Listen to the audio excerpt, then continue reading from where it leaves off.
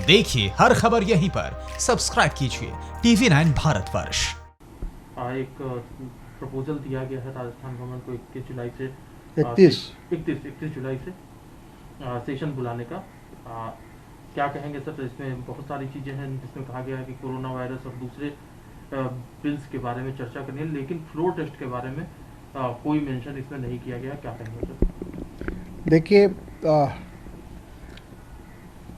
जो हमारे संविधान के अंदर जो प्रावधान है उसके अनुसार जो राज्य सरकार होती है उसका जो मंत्रिमंडल होता है वो आगे कब विधानसभा होगी इसका सुझाव देता है, और गवर्नर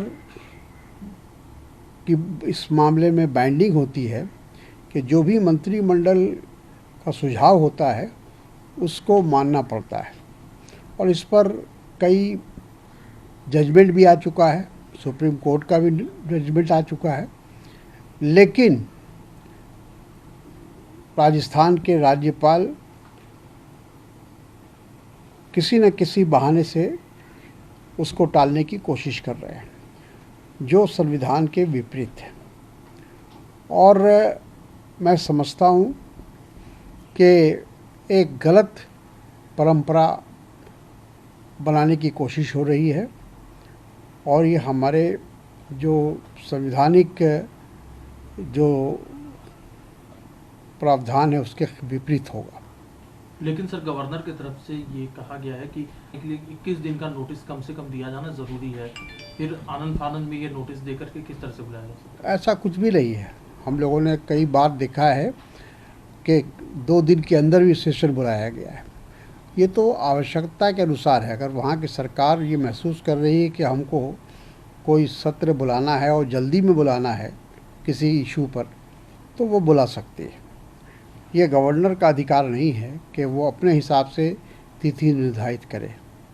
सर, राजस्थान के मिनिस्टर में प्रताप कचारिया ये कह रहे हैं, इन्होंने भी राज्यपाल पर यह आरोप लगाया कि राज्यपाल बीजेपी के वर्कर नहीं है, बल्कि वो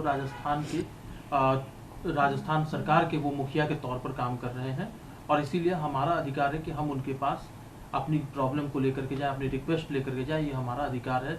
और उन्होंने ये भी कहा है कि अगर सीएम ने ये कहा कि लोग आकर के राजभवन को घेर लेंगे, इसका मतलब ये नहीं कि लोग राजभवन के अंदर चले जाएंगे, बल्कि ये एक मोरल राइट है जिस पर हम काम कर सकते हैं। बिल्कुल।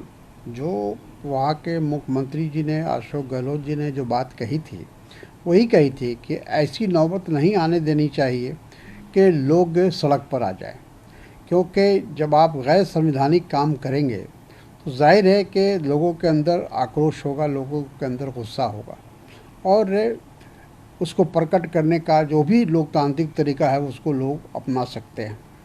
कोई ऐसी बात उन्होंने नहीं कही थी जो जिससे ये कहा जाए कि वो उन्होंने राज्यपाल को कोई थ्रेट दिया था, कोई धमकी दी थी। तो मैं समझता हूँ कि राज्यपाल को राज्यपाल की तरह बिहेव करना चाहिए, और उनको इस बात को समझना चाहिए कि वो अब भारतीय जनता पार्टी के नेता नहीं हैं, बल्कि वो एक राज्यपाल हैं, एक संवैधानिक पद पर बैठे हैं, और संविधान के अनुसार उनको काम करना चाहिए। न्यूज़ टॉप 9 रोज सुबह 7 बजे और शाम 7 बजे सिर्फ TV9 भारतवर्ष पर।